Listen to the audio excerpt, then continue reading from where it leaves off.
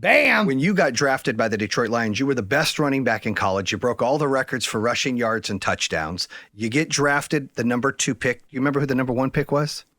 Yeah, I remember the number 1 pick. That? Yeah, the number 1 pick that year was Troy Aikman. That's right. And I was actually number 3. Oh, you were number 3. I was number 3. That's right. Yeah, So it's my fault. You were number 3. But I'll take 2 though. I'll take number 2. You know why I said number 2 that, money? though? I'll take number 2 money. Number 2 money. They owe you that money. Tony Mandrich was number 2. Right. And that didn't last long. That's what I meant. So you were right. It was Troy Aikman, then it was Tony Mandrich, then it was you.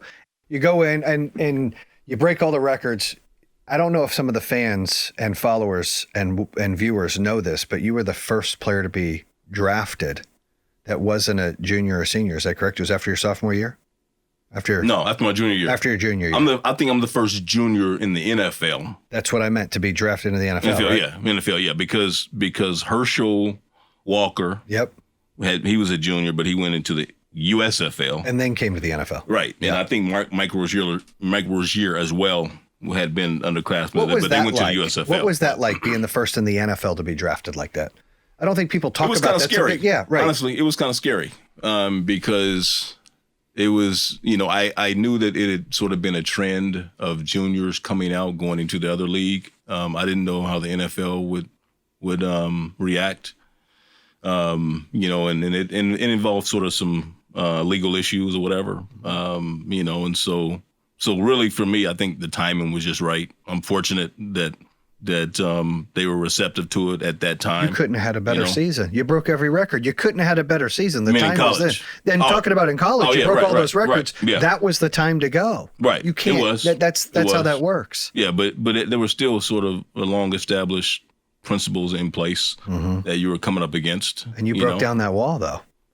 I mean, that's a big deal. I did. Yeah. And so that to answer your question, though, it was a little bit intimidating. Right. But obviously I was excited about the possibility and the chance of playing in the NFL. Not only did you make the Hall of Fame, it's arguably the best running back in the NFL. People always go back and forth. Is it you? Is it Jim Brown? Is it Walter Payton? And I think, the running back position has changed so much. In my opinion, it's more of a versatile running back that gets a lot of passes, and you don't see the 2,000-yard or 1,800-yard rusher anymore that's, pounding and 20, 25, 30 times a game. They carry a 3 running back committee, which is fine. The game has changed. Right. I don't know in our lifetime if we're going to see it go back to the way it was. And you're right, that the hard-nosed football days all the way up to like late 90s, maybe early 2000s when it started to shift. Right. You're up there with the best of the best. So kudos to you on that. You made the Hall of Fame, another point in your life, just like the Heisman, that was like, wow, is this surreal? Correct?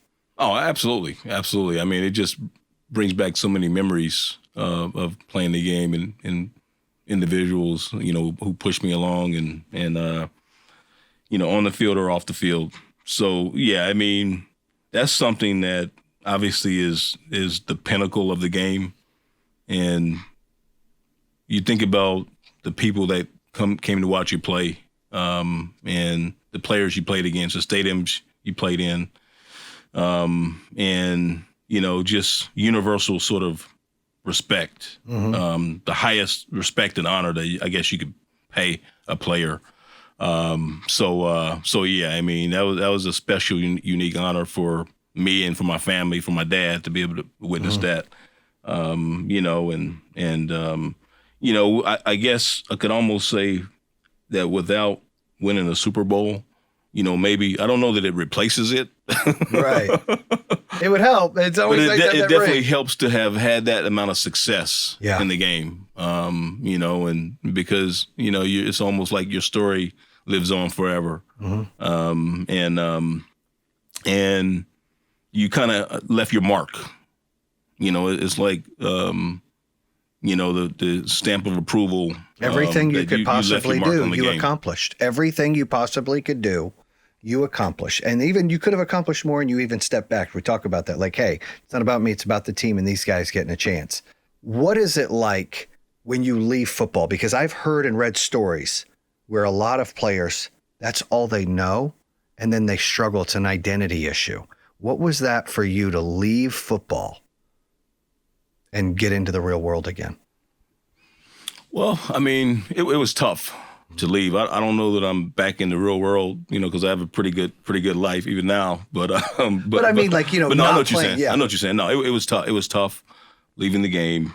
I mean, I felt a little bit like I had lost a relative when I left because the game was so much a part of me. But I knew for me it was time to move on. But it definitely hurt.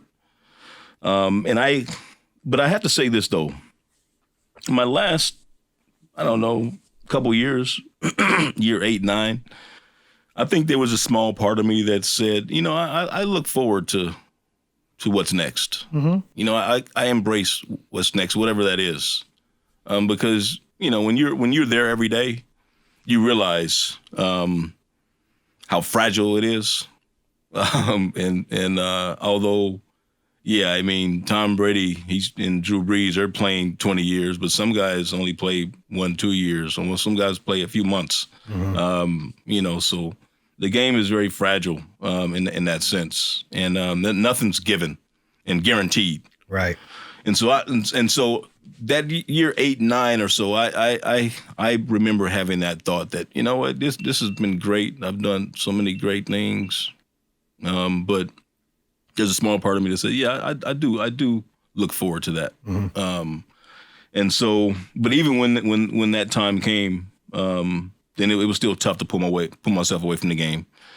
I went back and forth, and that sort of thing. And obviously we know how the story goes. And I retired after my 10th season. I also learned that I'm never going to find something like football. Mm-hmm. And I think that helped me as well, right? You're not just going to wake up someday. I may find something. Golf, maybe? I may find something. Well, I'm not as good at golf, but I enjoy golf. But I'm not going to find something like football and the excitement, the thrill, the passion, the paychecks, mm-hmm. All those things. You're not necessarily going to find something like that. Maybe I will. I mean, I think that's the great thing in life. You never know what's around the corner. But I love my life in retirement. It's been fantastic. And one of the greatest things I would say is just the time I've been able to spend with my sons mm-hmm. in retirement. Mm-hmm. Just being able to be there and see every step of their growth, and in these very crucial years. Mm-hmm.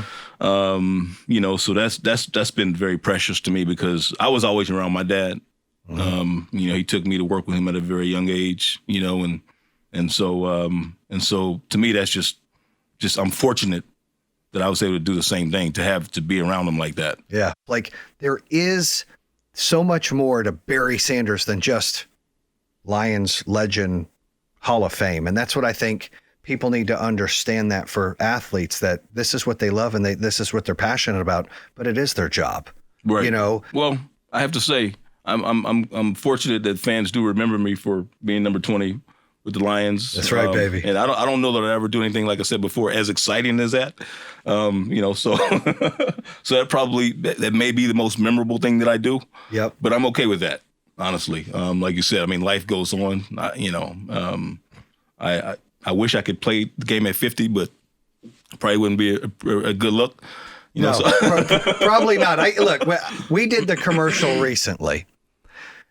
And we did. And you were running pretty quick. I was like, man, we got to call the XFL or something, baby. Get you a contract because, man, you were running fast on that. You were like, wow.